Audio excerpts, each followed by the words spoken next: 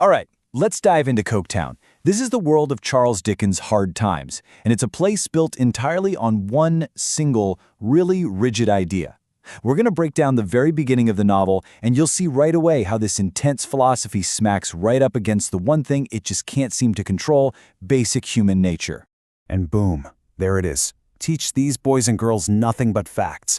I mean, this one line is the key to everything. It's spoken with this absolute, unshakable confidence. It's basically a declaration of war on anything you can't measure or count, like feelings or imagination. This isn't just an opinion. It's the blueprint for an entire city. So, you gotta ask, who is the man behind this philosophy? Well, let's meet the architect of this world of facts. Dickens introduces us to Mr. Thomas Gradgrind, and man, he does not hold back. He's described as straight-up scary-looking, with this square, blocky face and an intimidating vibe. This isn't just some teacher in a classroom. He is the system walking around in a suit. And you have to see what Dickens is doing here. He's using Gradgrind's appearance as a giant warning label. His harsh, ugly look isn't just some random character detail. Oh no, it's a metaphor. The book is screaming at us from page 1. If you live a life based only on facts, you're going to end up just as hard and unpleasant as this guy. Okay, so now let's pop into the classroom and see how this facts-only thing actually works. And right away, we meet two students who could not be more different, and they represent the book's central fight. And here it is, the core battle of the novel, fact versus fancy. On one side, you've got Sissy Jupe, who Gradgrind just coldly calls Girl Number 20. When asked to define a horse, she can't, because to her, a horse is a living, breathing thing, not a list of facts. She's all about imagination.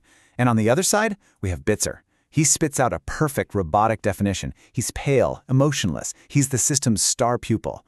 So Sissy gets publicly shamed for being, well, human, while Bitzer gets a gold star for being a machine. It's wild. And just in case you thought Dickens was being subtle here, spoiler alert, he's not. The schoolmaster's name is Mr. McChoke'emchild. Yeah, the name kind of gives the game away, right? His whole job is to literally choke the life and imagination out of these kids. So at school, everything seems to be going according to Gradgrind's master plan, at least by his warped standards. But what happens when the bell rings and we follow him home? This is where his whole system faces its very first and biggest test.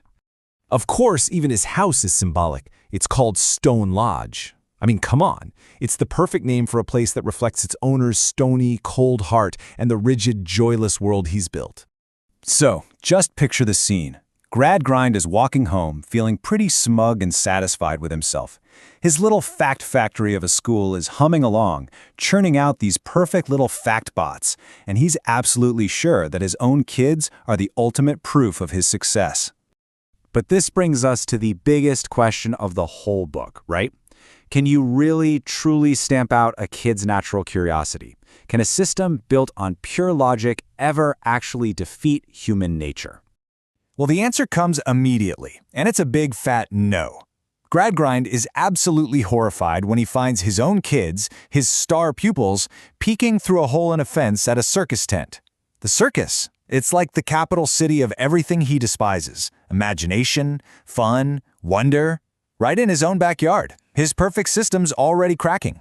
And his daughter, Louisa, who's 16, she actually stands up to him. She defends their curiosity. But here's the twist. Gradgrind isn't just angry. He's scared. And we find out why when he blurts out, "What would Mr. Bounderby say?" Wait, who? Suddenly there's another player in the game, someone that even the mighty Mr. Gradgrind is afraid of. So who is this Mr. Bounderby, the guy whose opinion matters so much? Well, let's meet the man of humbug. Okay, so meet Mr. Bounderby. Dickens describes him as this big, physically puffed-up guy who never, ever stops boasting about his supposed rags-to-riches story. He's always going on about how he was abandoned as a baby, raised himself up from a ditch, you know the type. The ultimate arrogant, self-made man. But here's the crucial part. It's all an act. It's propaganda. His puffed-up body is a perfect visual for his massive, puffed-up ego. And that whole sob story serves a very specific purpose, to justify the brutal economy of Coketown. His logic is, if he could pull himself out of a ditch, then why should we feel sorry for any other poor person? It's a tool to crush compassion. So after Gradgrind rats out his own kids, this really unsettling moment happens. As he and Bounderby are getting ready to go confront the circus problem, Bounderby, this man who's decades older than her, leans in and plants a kiss on 16-year-old Louisa's cheek. And her reaction is instant disgust. You know, her entire education was designed to stamp out her feelings, but her gut instinct is screaming. She knows that wasn't an innocent fatherly kiss from a family friend. No, it was a claim, a mark of ownership. And it's a really disturbing sign of what he wants from her in the future. With that dark, creepy moment just hanging in the air, the two men decide what they need to do. The forces of fact are officially preparing to go on the attack. Bounderby immediately identifies the problem. It's gotta be Sissy Jupe, that girl from the circus. She's the bad influence. She is the living, breathing symbol of fancy. And so she is the threat. And so Gradgrind and Bounderby head off to Coketown, determined to find her and stamp out that dangerous spark of imagination for good. And that right there sets the stage for the entire novel. You've got these two powerful men of fact marching off to confront one young girl who represents everything they're afraid of. And it just leaves us with this one big question. In a city built on nothing but facts, what's the real cost of a little bit of fancy? Hey everyone, and welcome to The Explainer. Today we're diving into a really powerful story from Charles Dickens' Hard Times, and it really sets up this clash between two very different and very hard realities. So, let's set the scene. Our story kicks off in a place called Coketown, a place so covered in the grime of industry that, as Dickens puts it, even the red brick has lost its color. It's this grim, monotonous, kind of unnatural world where everything is built for machines and anything that stands out is seen as a problem. So what's Coketown all about? Well, this city, this whole world of smoke and machines, is built on one single unshakable idea: fact. I mean, think about it. In this world, stuff like imagination or just being an individual, that's not just ignored. It's seen as a problem, an obstacle to efficiency. The goal here is pure, practical usefulness. And if you can't measure it or count it, it's pretty much worthless. And leading the charge for Team Fact are these two guys, Mr. Gradgrind and Mr. Bounderby. Gradgrind is like the philosopher of this world, while Bounderby is the crude industrial engine that makes it all run. And, well, let's just say they're about to run headfirst into a world that is completely, totally different from their own. But here's the thing. Even in the middle of all this Coketown grime, there's this little pocket of resistance. It's a place where a totally different philosophy, a different kind of hard life, actually manages to hang on. And that world is the world of fancy. It's pretty much everything that fact isn't, right? It's all about imagination, emotion, all the things you can't really weigh or measure. And it's brought to life by the members of a traveling circus. And get this, the place they call home? It's a pub called the Pegasus's Arms, named after a mythical flying horse. This is just the perfect symbol for the clash, isn't it? While Gradgrind is demanding his students to find a horse by its teeth and hooves, these folks are literally living under the sign of a creature from a myth. It's a total challenge to his entire way of thinking. Okay, so this chart really breaks it down for us, these two hard worlds we're talking about. On one side, you've got the cold, hard logic of industry, of profit. And on the other, well, it's the hard life of the imagination. It's a life of poverty for sure, but it's also one that's full of real, deep, emotional connection. So how do these two worlds finally collide? Well, they crash into each other through the story of one young girl, Sissy Jupe. She's the daughter of a circus clown. And this first meeting just says it all, really. Gradgrind's star pupil, the one who's supposed to be the perfect product of his fact-based system, turns out to be nothing but a mean-spirited bully. It's a huge red flag that, maybe facts alone don't make you a good person. So Sissy leads these two men right into the heart of her world, the world of fancy. But when she gets there, she's met with this awful, devastating silence. The one person she could count on in her tough life, he's just gone. And this is where it gets really important. Her father didn't just leave out of coldness. The circus performers explained that he left out of love and this deep, profound shame about his failing act. It's such a complex, painful mix of emotions, something that guys like Gradgrind and Bounderby just literally cannot compute. Okay, so Sissy is now, for all intents and purposes, an orphan. And this crisis, well, it's like a spotlight, and it's about to show us who these people really are. Just look at this breakdown. It's so telling. You've got Bounderby, who just shows pure contempt. To him, Sissy's just an annoyance. Then you have the circus folk, who are all about pure empathy and unconditional love. And then there's Gradgrind, right? He's stuck somewhere in the middle. Yeah, he offers to help, but it's on his terms, a very specific, fact-based kind of help. And the book really hammers this home. These circus people, sure, they're poor. Society would probably call them uncivilized, but they have this incredible richness of heart, this capacity for real love that the super wealthy industrialists just don't. So now, Sissy is standing at a crossroads. She's facing this impossible choice between two profoundly different futures, two very different kinds of hard lives. Now, at first glance, Gradgrind's offer sounds pretty generous, right? A home, an education. But there's a huge catch. The price is, well, it's everything she is. He's offering to save her from one hard life, but only if he can completely erase her identity and remake her in the image of his world. And in that moment of just total heartbreak, finding out her father is really gone for good, she makes a choice. It's a choice born out of grief, really. She chooses the stability and the security of facto over the love and uncertainty of fancy. And their goodbye. Wow, it's just this final, powerful show of the kind of love that exists in their world. It's so raw, so genuine, you can't help but see the massive difference between that and the cold, calculated charity she's getting from Mr. Gradgrind. And that's what this whole story leaves us with, right? This huge central question. Can a heart that was raised on imagination and wonder even survive an education of pure, cold fact? It really gets you thinking about what it means to be human. Is life just about what we can measure and use, or is it about all those things we can't, like love and imagination and empathy? What do you think? All right, welcome. Today, we're jumping into a world built on a simple but pretty brutal idea that facts and only facts are what matter. We're going to explore what happens when this rigid, cold philosophy crashes head-on with the messy, beautiful, and, let's face it, undeniable power of human emotion. Okay, so let's set the stage here with the central conflict.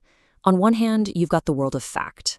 This is a system that just churns out unhappiness, resentment, and emotional repression.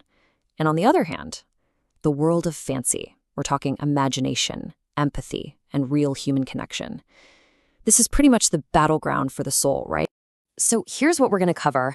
We're going to walk through 3 really critical chapters from Book 1, which is called Sowing, to see exactly how this clash between fact and fancy plays out in the lives of our characters.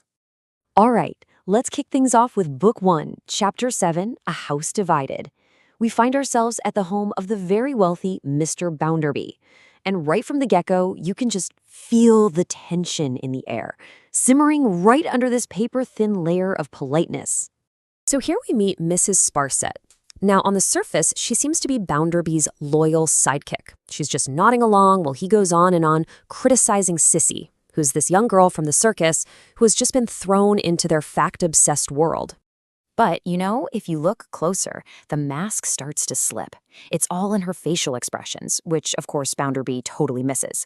They tell the real story.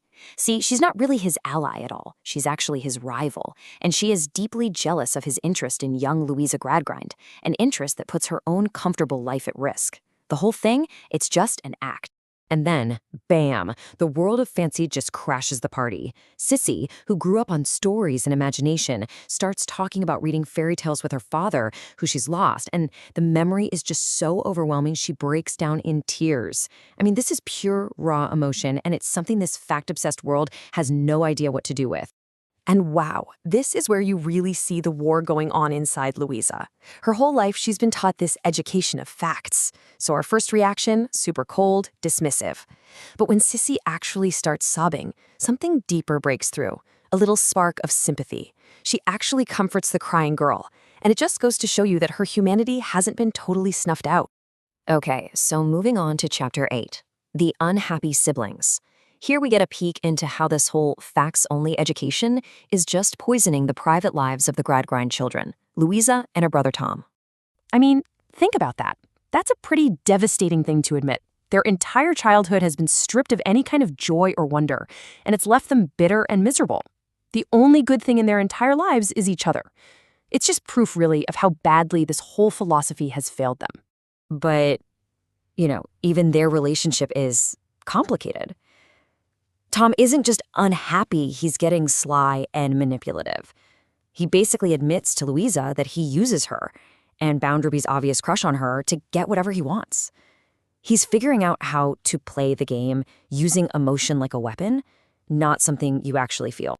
So get this. Tom hints that Mr. Bounderby wants to marry her. And her reaction? Absolutely nothing. Just blank. Expressionless. It's a really chilling moment, and it kind of gives you this bad feeling about her future. A future she seems to feel nothing about whatsoever. Okay, that brings us to Chapter 9, The Power of Fancy. And this is where Sissy really starts to shake things up. It turns out her spirit is not so easily broken by Mr. Gradgrind's system. So, in this system, Sissy is basically a failure. Why? Because she can't make what they call progress. Her answers come from common sense, from her own experiences, not the dry, hard facts they want. Her good, honest heart is actually seen as a flaw. Wild, right? So, Sissy and Louisa have this quiet chat, and Sissy just opens up about her past. And her world, it's built on everything the Gradgrind philosophy hates. Art, humor, beauty, storytelling, and the magic of making an audience feel something. This is where she gets her strength. But in this new, rigid world, it's seen as a weakness. And as Sissy tells this incredibly moving story about her father's love and his crushing despair when he couldn't make the crowds happy, you can just see something finally crack through those emotional walls Louisa has built up. It's like, for the first time, she's actually feeling someone else's story. And you know what? This isn't just a quick flash of pity. No, Louisa is completely won over. She becomes just as invested in Sissy's hope, waiting just as eagerly for any news of Sissy's father. She's starting to learn what empathy even is. So, after all that, after these 3 really crucial chapters, where does that leave us? What's the big takeaway from this clash between the cold world of fact and the resilient world of fancy? Well, we've seen pretty clearly that an education with zero emotion just leads to misery and people manipulating each other. But we've also seen that the human spirit, which Sissy has in spades, is an incredibly powerful thing. Her simple honesty has shown us that Louisa's heart isn't gone. It was just buried deep down, just waiting for someone to find it. And all this leaves us with a huge, burning question about what's next for Louisa. Sissy has managed to light this tiny candle in all that darkness, but with characters like Bounderby and Tom circling, you have to wonder, right? Is that little glimmer of hope going to be enough to save her before this world of facts just swallows her whole? All right, let's dive in. Today, we're stepping onto the soot-stained streets of Coketown.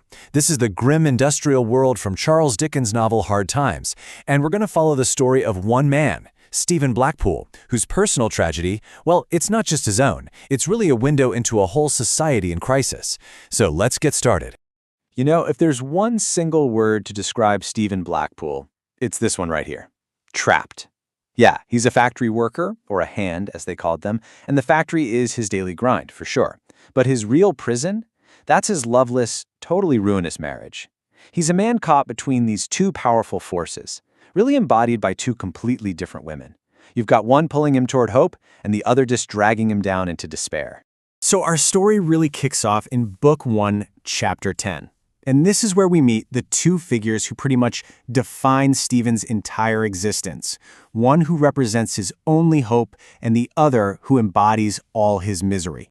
Now, what's so fascinating here is the absolute contrast Dickens creates. It's just night and day. On one side, you have Rachel, a woman with a beautiful and peaceful face who Stephen has this deep, noble affection for. She is like the very picture of goodness. And then on the other side, there's his actual wife. She stumbles into his home as a drunk and filthy creature, a source of just pure horror.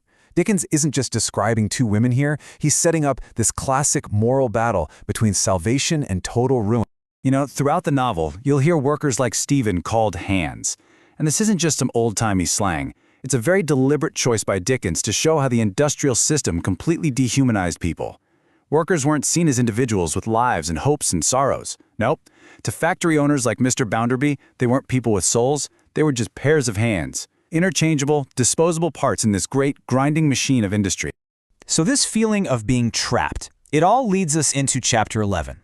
Stephen is convinced there has to be a way out, so he takes his personal anguish to the only person he thinks can help, his boss, the powerful factory owner, Mr. Bounderby. And where do we find Mr. Bounderby? At home, of course, enjoying a rich lunch.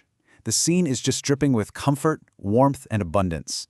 Dickens paints this really clear picture of a man who benefits hugely from the system and is completely, utterly detached from the hardship that fuels all his wealth. And then Stephen shows up, and boom, right there you see the massive gap between their worlds. Stephen arrives not as an equal, but as a subordinate, still exhausted from a morning of hard labor. He's described as bone-tired, carrying the physical weight of his job and the emotional weight of his entire life. The power imbalance is just, you can feel it before a single word is even spoken. So Stephen finally asks his question, and it's really just this raw, desperate plea for some kind of guidance. Is there any law, any process, any hope at all for a poor man like him to finally dissolve his marriage and find even a shred of happiness with Rachel? And Bounderby's answer? Man, it is cold. It's instant. It's absolute. He offers zero sympathy, only the rigid dogma of the powerful. He frames Stephen's search for peace as some kind of unlawful and unholy attack on the sacred institution of marriage.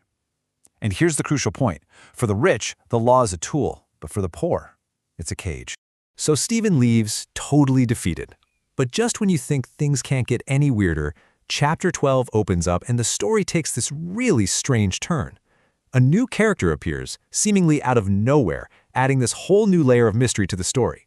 He bumps into this old, well-dressed woman who seems way too concerned about Mr. Bounderby. She's asking Stephen all these detailed questions about his health and seems really pleased to hear that he's doing well. It's a very peculiar interaction, and it definitely hints at some kind of hidden connection we don't understand yet. So get this. As they're walking towards the factory for Stephen's afternoon shift, the woman looks at it and marvels, calling it a marvelous place. For her, it's this incredible monument to progress. But for Stephen, it's a tomb where souls are crushed, day in and day out. This single moment just perfectly captures the profound, almost willful blindness of the privileged class. As Stephen finishes his shift, his thoughts go right back to Rachel. But this brings up a really interesting question, one that scholars have debated for ages. Dickens focuses so intensely on Stephen's terrible marriage as the source of all his suffering. But you have to wonder, is Dickens using Stephen's private pain to maybe distract us from the public crime of industrial exploitation? It's a powerful thought. Okay, so all of this tension, all this misery, it's about to explode in Chapter 13. Stephen returns home through the pouring rain to a scene that's going to test the absolute limits of his morality and his despair. The climax of his personal tragedy is about to unfold. He walks in the door and finds Rachel, the woman he loves, tending to the very source of all his pain, his wife. And then Dickens hits us with this bombshell. They were childhood friends. Rachel is there out of this deep sense of duty and compassion, acting like a saint, caring for the one person standing between her and her own happiness. As Stephen watches, just exhausted and tormented, he drifts into a troubled sleep, and he's suddenly snapped awake by something absolutely terrifying. His wife, sitting up in bed, holding a bottle of poison to her lips, ready to end her own miserable life. In this single, heart-stopping moment, everything is hanging in the balance. This is the escape he has longed for, delivered in the most horrific way imaginable. Freedom is literally 1 second away. What does he do? Stephen just freezes. He's paralyzed by the sheer weight of his desperation. For just a split second, he hesitates. But Rachel, she doesn't. She leaps forward and snatches the poison away, saving a life without a second thought. Her action is pure, selfless goodness, while Stephen's inaction reveals the terrible, terrible depth of his own suffering and his desire to finally be free. And so that's where we're left. Stephen's story is one of profound personal tragedy, absolutely. But through it, Dickens forces us to ask a question that is just as urgent today as it was then. When an individual suffers, do we blame their personal choices, or do we dare to look at the broken system that maybe gave them no choice at all? All right, today we are diving headfirst into Charles Dickens's incredible novel, Hard Times. We're going to zero in on the pretty devastating consequences of an education that's all about cold, hard facts. And we'll see it all play out through a marriage proposal, one that feels a lot more like a business deal than anything to do with love. So, let's get into it. This is the big question, right? It's really the whole point of the book. Dickens is asking us, hey, if you strip away all the imagination, the compassion, what he calls fancy, what are you actually left with? And, maybe more importantly, what's the real human cost of a life like that?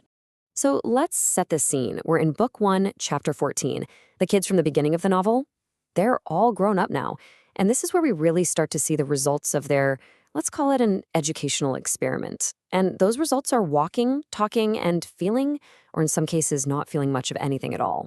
And wow, the difference between the two main young women is just night and day. First, you've got Sissy Jupe. Now, Mr. Gradgrind tried his best to drill all the facts into her, but it just never stuck. She's still full of heart, full of affection. And then you have his own daughter, Louisa. She was the star pupil, the perfect product of his system. And the result? She's become this reserved, melancholic person, totally cut off from her own feelings. It's tragic. And it's not just Louisa, you know. The men in her life are completely molded by this facts-only philosophy. Her dad, Mr. Gradgrind, is basically as cold and mechanical as the factory town he represents. Her brother Tom has turned into this completely selfish guy who just sees his sister as a way to get ahead. And of course, there's Mr. Bounderby, the big-shot industrialist who practically worships at the altar of fact. They're all emotionally broken in their own ways. So all of that brings us to Book 1, Chapter 15, which is really where things catch fire. A marriage proposal shows up, but believe me, this is no romance. It's treated more like a corporate merger, a deal based on cold logic and, well, convenience. And get this, the proposal comes from Mr. Bounderby himself, a man 30 years older than Louisa, a man she really does not like. Now, for any young woman, that would be a tough spot. But for Louisa, someone who's been taught her whole life to ignore her own heart, it's a full-blown crisis. And this quote just says it all. This is her father's advice. He literally tells her to replace her feelings, what he calls pernicious nonsense, with facts. And what's crazy is he's not trying to be cruel. In his mind, this is just sound logical advice for a good life. It's just completely wrong. And this is the absolute core of the problem. Louisa's education gave her tons of data, stats, definitions, but it left her totally defenseless when it came to her own heart. She doesn't have the words or even the concepts to deal with things like love or duty or desire. All she has are facts. You can almost see the gears grinding in her head here. For just a second, there's this little flicker of her real self, a spark of rebellion against this whole awful idea. But then a lifetime of training just smothers it. Her conditioning kicks in, and she lands on the only conclusion her education has ever taught her, a logical, emotionless acceptance. But when the news gets out, Sissy's reaction is just pure, unfiltered human emotion. You see the shock, the sadness, the pity, all right there on her face. She gets it. She immediately understands the tragedy of what's happening, because she's still connected to her feelings. And how does Louisa react to this genuine compassion? She just shuts down. She puts up this icy wall between herself and Sissy. It's like seeing Sissy's real emotion is this painful reminder of everything she's lost, or maybe everything she was never allowed to have in the first place. She actually resents the very feelings she can't express herself. And that leads us right into Book 1, Chapter 16. The deal is done. The mechanical marriage is going forward. And right away, we start to see the consequences ripple out and affect everyone who's part of this grim transaction. And the immediate fallout is almost funny in a really dark way. Bounderby tells his housekeeper, Mrs. Sparset, about the engagement. And what happens next is this absolutely ridiculous battle of egos. He's puffing his chest out, all proud and important, while she's pretending to pity him, acting like he's some poor victim. Neither of them gives a thought to Louisa. It's all about their own vanity. And then there's her brother, Tom. You think he's worried about his sister's happiness? Not a chance. For him, it's a simple 3-step business plan. He sees her marriage as an investment, one that's going to pay off for him personally. His education basically turned him into a creature of pure self-interest. The wedding day itself is just as bleak as you can imagine. Dickens describes Louisa as trembling, visibly upset, and these aren't just wedding day jitters. This is the physical proof of her spirit just being crushed by a decision she never really got to make. And in this moment of deep, profound sadness for his sister, where's Tom? He is completely oblivious. Seriously, he's so wrapped up in what he is going to get out of this deal that he doesn't even notice she's falling apart.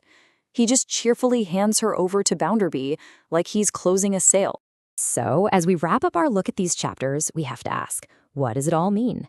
And the conclusion is pretty stark. There's really no avoiding it. There is a terrible, terrible price to be paid for a worldview that's built only on fact. So what are the big takeaways from this whole tragic story?